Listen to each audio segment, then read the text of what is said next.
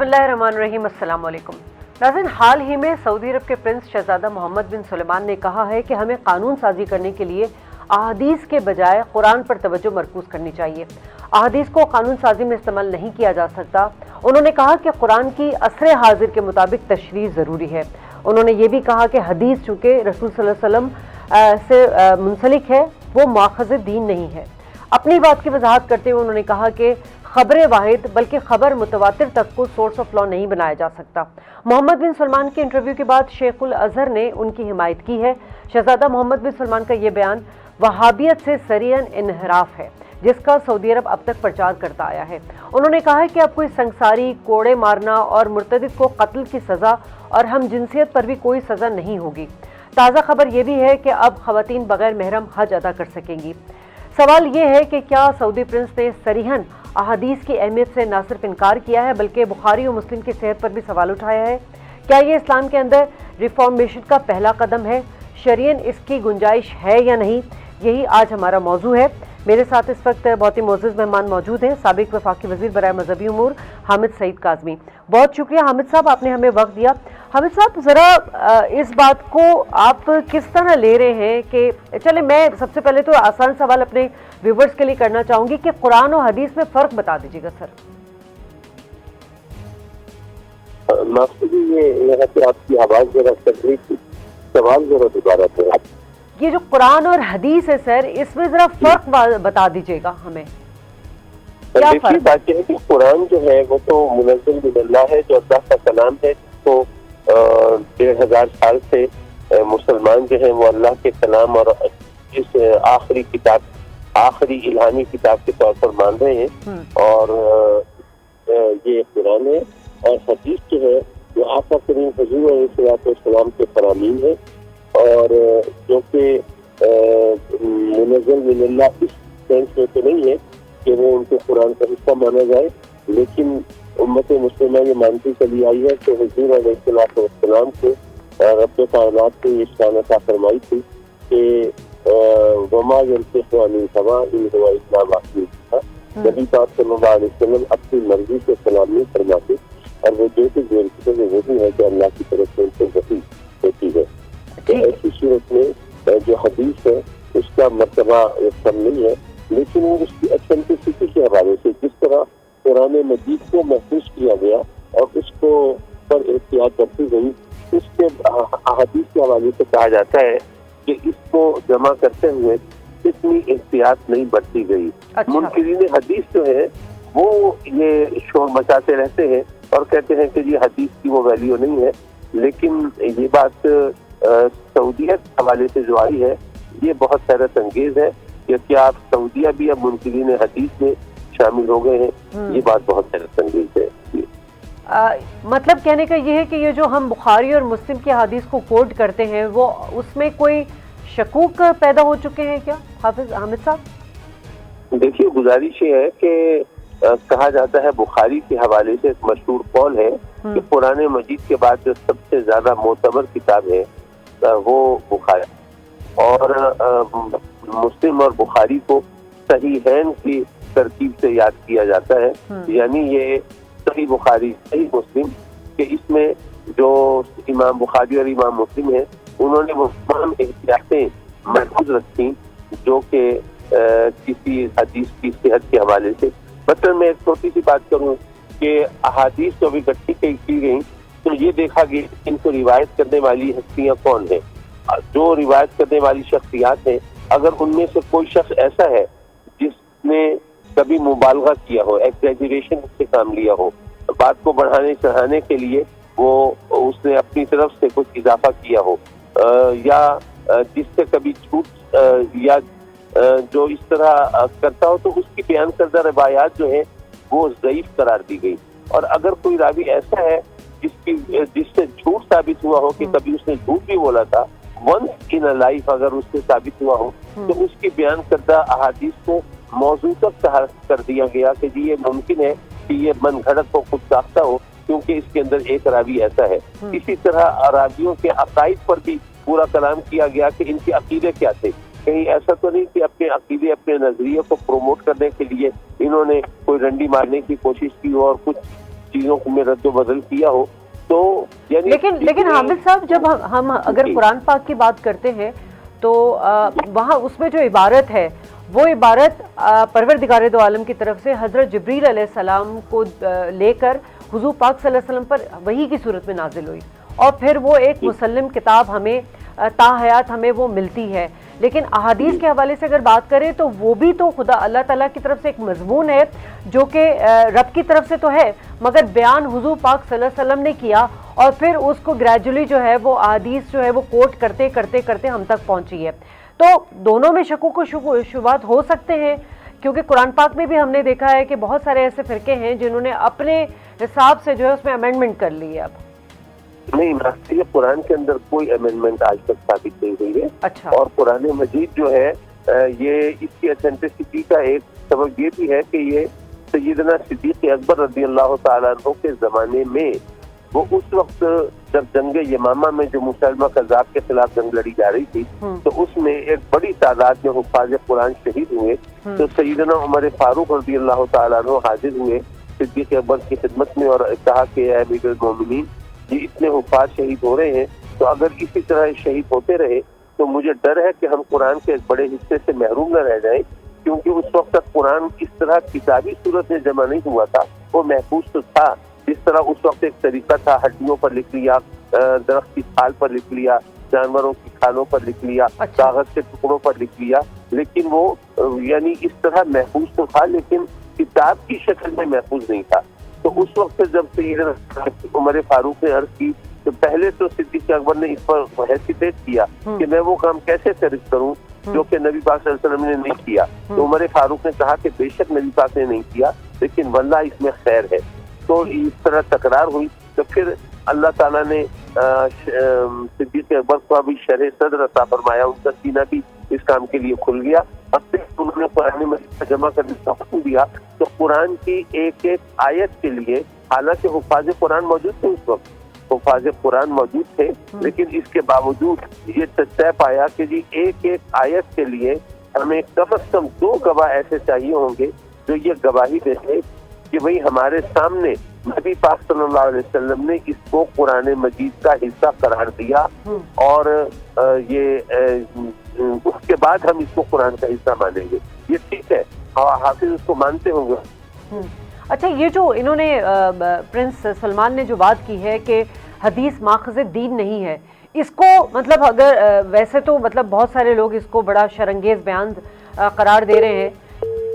حامد صاحب تک آواز ہے. چلیں ناظرین, آپ بریک لیتے ہیں, دوبارہ گفتگو کا سلسلہ جوڑیں گے.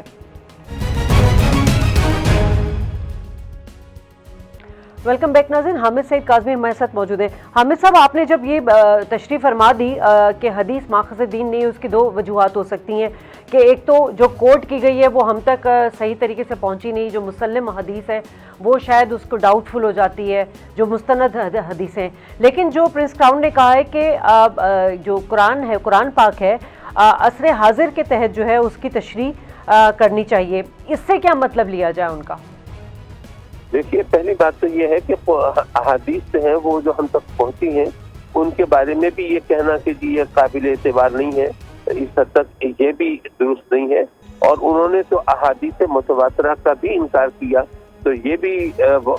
گویا یہ تو قرآن کے انکار کے مترادف ہو جائے گا, کیونکہ یہ جو متواتر کی جو ایک ٹرم ہے یہ پلیز اس کو ضرور عوام تک پہنچنا چاہیے. جی, قرآن کی اتھینٹسٹی کا سب سے بڑا ثبوت جو کفار بھی مانتے ہیں کہ دنیا کے کسی بھی حصے سے قرآن کا کوئی نسخہ اٹھا لیا جائے اور تاریخ کے کسی بھی زمانے سے قرآن کا کوئی نسخہ لے لیا جائے تو وہ ان کے اندر کوئی شک نہیں ہے اور کوئی فرق نہیں ہے, تو وہ سب ایک جیسے ہیں. تو اس کو تواتر کہتے ہیں کہ متواتر یہ چیز آتی رہی ہے اور اس کے اندر کوئی چیز غلط نہیں ہو سکتی. تو جو احادیث اس طرح کوٹ ہوئی ہوں ان کو اگر آپ ویلڈ نہیں مانیں گے تو پھر تو قرآن کو بھی, قرآن کی ویلڈیٹی جو ہے وہ بھی مشکوک ہو جائے گی. اور جہاں تک اس بات کا تعلق ہے کہ جی ہم احادیث کی قرآن کی تشریح جو ہے عصر حاضر کی روشنی کی ہم کریں تو اس کے اندر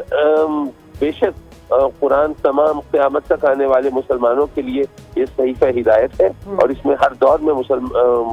انسانوں کے لیے رہنمائی ہے، لیکن اس کا مطلب یہ نہیں ہے کہ جو پہلے جو تشریح کی گئی وہ اس کو آپ نیگیٹ کر دیں، اس کی نفی کر دیں اور اس کا انکار کر دیں. نہیں، اس طرح اگر آپ کریں گے تو یہ دیکھیے، یہ تو پھر آپ مرزائیوں کو چھوٹ دیں گے. وہ اس لیے کہ جب ختم نبوت کی بات آتی ہے تو جو مرزائی حضرات ختم نبوت ترکیب اور لفظ کا انکار نہیں کرتے. وہ کہتے ہیں کہ یہ ختم نبوت کو ہم مانتے ہیں، لیکن اس کا یہ مفہوم جو ہے کہ وہ آخری نبی ہے، اس کو نہیں مانتے. ختم مہر کو کہتے ہیں، ختم نبوت یعنی وہ مہر نبوت ہے، ان کی مہر سے آگے نبی بنیں گے. تو جب وہ ایک لفظ کو مان کر اس کی مختلف تعبیر اور تشریح جو ہے وہ کر کے اور پھر اپنا عقیدہ ثابت کرتے ہیں، اور اس کو ظاہر ہے کہ ساری دنیا میں تمام مسلمان انہوں نے اس کو ریجیکٹ کر دیا ہے اور ڈس اون کر دیا ہے. تو آج اس کو اگر آپ تعبیرات اور تشریحات کا اس طرح سے راستہ کھولیں گے تو لیکن حامد صاحب، یہ تو بڑا ٹرننگ پوائنٹ ہو گیا یہ پرنس سلمان کا جو اسٹیٹمنٹ ہے، لیکن اس پہ کوئی ریاکشن ہمیں دنیا بھر کے جو مذہبی جماعتیں ہیں اور جامعات ہیں ان کی طرف سے کوئی ریاکشن ہمیں سامنے نہیں آیا، کیونکہ یہ جو اسٹیٹمنٹ جس طرح کی انہوں نے دی ہے پرنس سلمان نے، یہ تو وہابیت کی اساس جو کہ قرآن و حدیث ہے اس کو ڈینائی کر رہا ہے نا. جی ہاں، دراصل بات یہ، اس کی ایک وجہ تو یہ ہو سکتی ہے کہ جو پرنس ہے وہ کوئی عالم دین تو نہیں ہے، ان کی بات کی وہ ویلیڈیٹی نہیں ہے جس کو بنایا جائے نا کہ جناب دیکھیے انہوں نے یہ بات کر دی، اب کیا ہوگا کیا نہیں ہوگا. لیکن جامعہ الازہر تو بڑا اوتھینٹک ایک ادارہ مدرسہ ہے، انہوں نے اس کی تائید کر دی ہے، اس کو کس طرح دیکھ رہے ہیں؟ تو بڑی حیرت والی بات ہے. ہاں نہیں، یہ تو واقعی حیرت کی بات ہے، اور یہ میرے لیے ایک انفارمیشن کی ہے کہ کسی ادارے سے اس کی تائید ہوئی ہے، اور یہ تو ایک پھر اس کا مطلب ہے کہ ایک بہت بڑا فتنہ سر اٹھا رہا ہے مسلمانوں کو مزید تقسیم در تقسیم کے عمل سے گزارنے کی سازش جو ہوتی ہے. دیکھیے، جدیدیت کے نام پر اسلام کی اور نئی تعبیرات اور تشریحات اگر آپ لائیں گے تو اس کا مطلب یہ ہوا کہ آپ اسلام کی گویا تمام وہ نفی کر دیں گے تعلیمات کی، اور اس کے جو بھی اب تک ہمارے پاس جو سرمایہ ہے وہ اس کی. تو اس لیے یہ بات جو ہے یہ یقیناً اس پر علماء کو بہت تقریر کرنی چاہیے، اس میں کوئی شک نہیں. لیکن اب تک ایسا ہوا، جیسے مجھ سے بھی اگر لوگوں نے پوچھا کہ جی انہوں نے کہا ہے محرم کے بغیر عورت کا حج پر جانا یہ ہم کو اجازت دے رہے ہیں، تو اس کو اس طرح لیا جا سکتا تھا کہ جی بہت سی بوڑھی خواتین جو ہیں وہ بیچاری اور غریب بھی ہوتی ہیں. لیکن حامد صاحب، یہ تو پہلے ہی کلیئر تھا کہ ایک مخصوص عمر میں عورت اکیلے حج کر سکتی ہے، اس کی ایک عمر تعین کی گئی ہے، یہ تو پہلے بھی تو طے تھی نا یہ بات.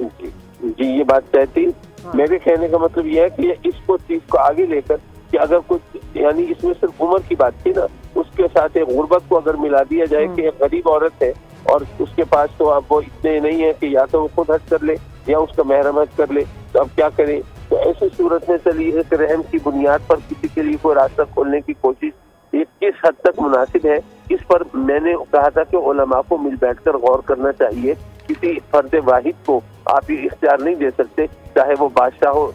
شریعت میں تو بادشاہ کا قول جو ہے وہ ظاہر ہے معتبر نہیں ہے نا شرعی حوالے سے، وہ تو بادشاہ ہے، بادشاہ کی حیثیت سے وہ جو کچھ کہے سو کہے، لیکن شریعت کے اندر تو اس کی ویلیڈیٹی کو اس طرح تسلیم نہیں کیا جائے گا. تو یہ میرا خیال ہے کہ یہ اسلام کے اندر ایک بہت بڑا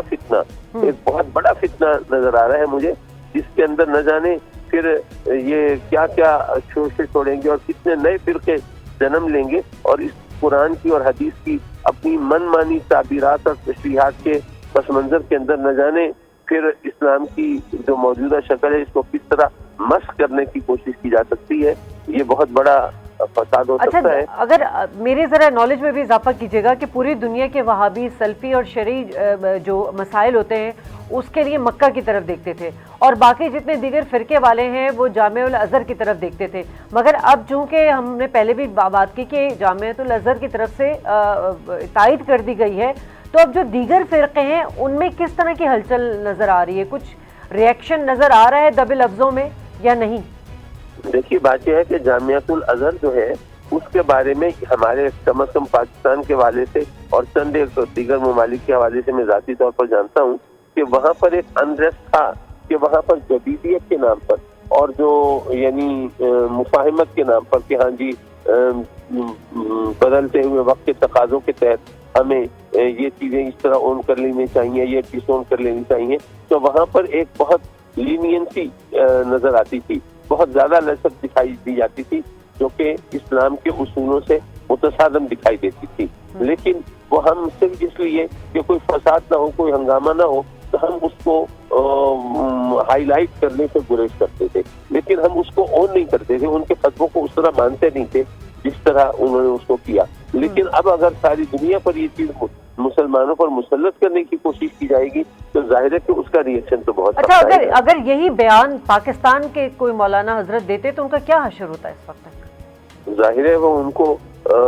عوام کی عدالت سے اور ہر جگہ پہ ان کے ساتھ وہ تو کیا اس کا ہوتا مطلب یہ ہوا کچھ حملے بھی شاید ان کے خلاف ہو رہے ہوتے۔ جی اس کا مطلب یہ ہوا کہ اب اتنا زیادہ پرنس سلیمان کا انفلوئنس بڑھ گیا ہے کہ یہ جامعۃ الازہر جیسی ایک مدرسہ اور ایک تنظیم جو ہے وہ ہمیں اس پہ ریئیکٹ کرتی ہوئی نہیں دکھائی دے رہی ہے۔ کیا یہ انفلوئنس میں آ گئے یہ لوگ بھی؟ نہیں، میرا خیال یہ ہے کہ وہ اس کو آپ ایک دوسرے تناظر میں دیکھیں۔ ہو سکتا ہے کہ وہ اس طرح کے جو ایک دو مرکز تھے تو وہ دیکھ رہے ہو کہ دوسرے مرکز میں ٹوٹ پھوٹ ہو رہی ہے تو ہمیں اس کو سپورٹ کرنا چاہیے۔ وہ جو وہابی سلفی مرکز جو ہے، اگر اس کی ٹوٹ پھوٹ ہو رہی ہے اور وہ اس کو سپورٹ کرنا چاہتے ہیں تو اس طرح وہ اپنے دشمن کو کمزور کرنا، یہ بھی تو اپنے آپ کو تکلیف پہنچانا ہے نا۔ لیکن پاکستان سے تو اب تک کسی نے آواز نہیں اٹھائی، نہ ہی کسی نے پروگرام کیا۔ مطلب میں سمجھتی ہوں کہ شاید ہمارا یہ پروگرام ایک یا دو پروگرام ایسے ہوں گے جس میں اس ایشو کو لے کے آواز اٹھائی ہے، باقی تو سب خاموش ہیں۔ حامد صاحب، کیا مسئلہ ہے؟ میرے لیے بھی یہ تعجب کی بات ہے، لیکن اس کی ایک وجہ یہ بھی ہو سکتی ہے کہ وہ ان کا وہ بیان جو ہے وہ اس انداز سے، دیکھیے آپ کا تعلق تو میڈیا سے ہے، آپ ساری دنیا کے اندر جو خبریں ہوتی ہیں جس انداز سے ہوتی ہیں وہ آپ تک پہنچتی ہیں، لیکن ہم لوگوں کو پر تو میڈیا کے توسط سے کوئی چیز آتی ہے نا، تو میڈیا میں یہ چیز اس طرح ہائی لائٹ ہوئی نہیں تھی، کم از کم مجھ تک نہیں پہنچی تھی، ورنہ ظاہر ہے کہ ہماری جماعت اہل سنت کی۔ لیکن سر یہ تو دیکھیں نا، اب اسلام میں ایک ریفارمیشن والی چیز نظر آ رہی ہے۔ چلیں اب جدید دور کے مطابق جو ہے وہ کچھ ایسے راستے نکالے جا سکتے ہیں کہ جس میں دین کے حساب سے قرآن پاک کی ہدایت کے مطابق جو ہے وہ مسئلے کا حل نکالا جائے، مگر سریعاً اگر یہ کہہ دینا کہ احادیث جو ماخذ دین نہیں ہے، یا یہ کہہ دینا کہ قرآن پاک کی تشریح جو ہے وہ عصر حاضر کے دور کو دیکھ کر کرنی چاہیے، تو یہ تو ٹوٹلی سر ایک آپ قرآن پاک میں اور احادیث کو ڈینائی کر رہے ہیں اور قرآن پاک میں امینڈمنٹ کرنے جا رہے ہیں۔ یہ تو صاف اس کا مطلب یہی ہے۔ جی بالکل ایسا ہی ہے۔ میں عرض کروں گا کہ یہ انکار حدیث جو ہے یہ تو ایک پرانا فتنہ ہے۔ صاحب قرآن کہلاتے تھے لوگ، اہل قرآن کہلاتے تھے وہ لوگ، اور پاکستان کے اندر بر صغیر کے اندر غلام پرویز نامی ایک شخص تھا جس نے پرویزی، اس کے جو فالوورز ہیں وہ یہاں پرویزی کہلاتے ہیں، جنہوں نے حدیث کا انکار کیا اور کہا کہ نہیں جی ہم صرف وہ چیز مانیں گے جو قرآن میں ہے، یا ان حدیثوں کو مانیں گے جن کی تائید قرآن کی آیات سے ہوتی ہے۔ اب ظاہر ہے کہ اب حدیث کے اندر بے شمار وہ مسائل بیان کیے گئے ہیں جو قرآن کے اندر اس تفصیل کے ساتھ نہیں آئے، تو اس میں ساری امت مسلمہ نے ان کا انکار کر دیا کہ اگر آپ اس طرح کریں گے، مثال کے طور پر میں بات کروں کہ اس طرح تو پھر آپ یہ جو ہم حلال حرام کا معاملہ ہے وہ گڑبڑ ہو جائے گا۔ ہم بھینس کا گوشت کھاتے ہیں، اس کا دودھ پیتے ہیں، وہی سرے سے حرام ہو جائے گی، کیونکہ اس کا نہ کہیں قرآن میں ذکر ہے نہ اس طرح احادیث میں ذکر ہے، بلکہ اس کو تو آگے لے کے چلے ہیں۔ تو یہ تو ایک بہت بڑا فتنہ ایسا کھڑا ہو جائے گا، اور میرا خیال ہے کہ میں یہاں پر میں آپ کا بھی شکر گزار ہوں کہ آپ نے یہ اتنی تفصیل سے بات جو مجھ تک ویسے نہیں پہنچی تھی تو پہنچ گئی، اور میں اس کا اپنی جماعت اہل سنت میں بھی اور جو دیگر مقاصد کیسے ہوگا حامد صاحب کس طرح ہوگا؟ ہمارے جو ابھی سٹنگ وفاقی وزیر برائے مذہبی امور ہیں انہوں نے تو اس پہ کوئی ریئیکشن نہیں دیا، باقی جو بڑے بڑے دنیا کے جو دینی مراکز ہیں ادھر سے کوئی ریئیکشن نہیں آیا، آدھی سے زیادہ جو مسلمان ہیں وہ دیکھتے ہیں جامعۃ الازہر کی طرف، انہوں نے تائید کر دی۔ یہ کس طرح معاملہ سیٹل ڈاؤن ہوگا، کس طرح اس کی تصحیح کی جائے گی؟ اسی چیز کو لینا چاہتا ہوں جہاں تک وفاقی وزیر صاحب کی بات کی آپ نے، تو کیونکہ انہوں نے یہ اس کو ایک سیاسی ایشو سمجھا ہوگا کہ جی اگر ہم نے اس کو پر ریئیکٹ کیا تو اس کو ایک دینی اور مذہبی معاملے کی بجائے ایک سیاسی رنگ دے دیا جائے گا اور اس میں پاکستان کے لیے مسائل ہوں گے۔ آپ کو پتہ ہے کہ ہم تو ہر جگہ کرتے ہیں، تو ایسے میں ان کو کچھ اور نتائج اور عواقب کا سامنا ہو سکتا ہوگا۔ لیکن یہ کہ میں ان کو بھی، وہ خود عالم دین ہے، میں ان کو بھی آن بورڈ لیتا ہوں، اور ہم جماعت اہل سنت کی طرف سے دیگر تمام دینی مذہبی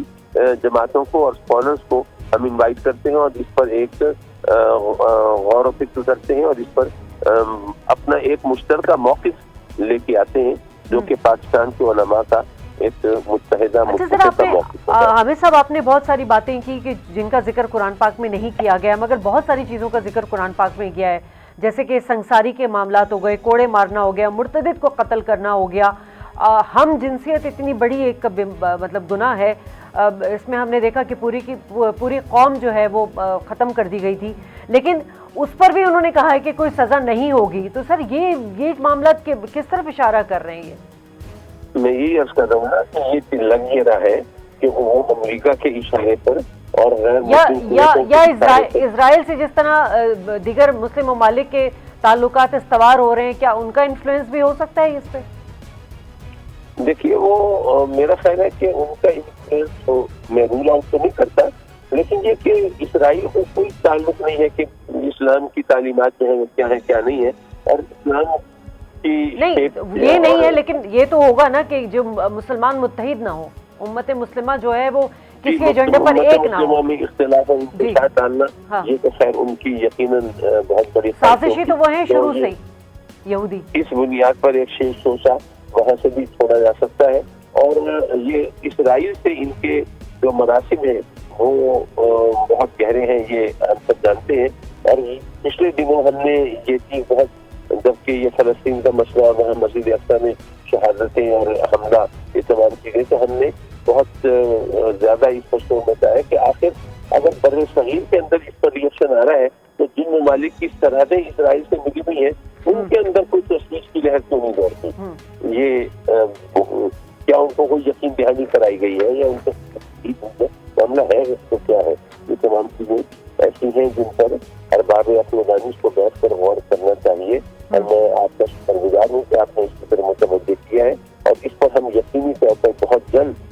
کوئی میٹنگ بلا کے اور پاکستان کے علماء کا ایک متفقہ موقف انشاءاللہ اس پر لاتے ہیں۔ ٹھیک ہے عامر صاحب، ہم آپ سے ریکویسٹ بھی کریں گے کہ اس میں جو بھی اپڈیٹ ہوتی ہے، آپ کی کسی سے بات چیت ہوتی ہے تو آپ ہم تک بھی اس چیز کو پہنچائیے گا تاکہ ہم پھر اس حوالے سے ایک اور پروگرام